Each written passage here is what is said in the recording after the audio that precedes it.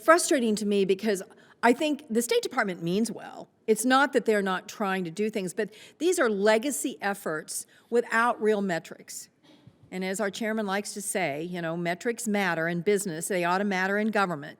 Metrics matter. And the idea that we are spending, just that one example, $100 million in Honduras on an anti-gang problem, and the problem's gotten exponentially worse as opposed to better, why aren't we figuring out a better way, even if it means moving some of that budget over to some of the players in the task force in Key West? And I would like us to continue to follow up on this, because I was stunned at the lack of information that was available and the lack of metrics that were available for $7 billion in investment, and that was 6 years ago. It's probably been another $7 billion since then in terms of counter-narcotics in Latin America. And before my time is up, I want to just briefly talk to Mr. Budsock.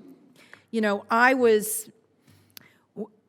think the second prosecutor in the country to aggressively go after a drug court model, and got a lot of blowback politically from my police department, from a lot of people, that this was, what do you know, we're going to bust down a drug house and then you're going to give them a bus pass and a job and pet them on the head.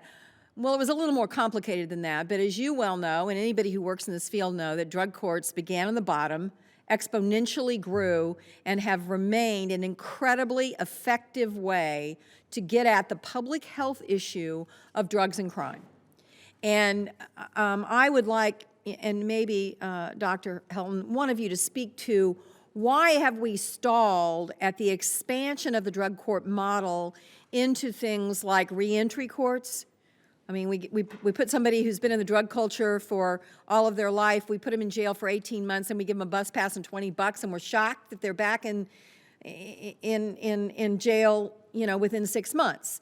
Why are we not making, since we know drug courts are cheap and they work, why are we so stubborn about not putting more resources into this model that has worked so well at turning folks around and reducing the recidivism rate?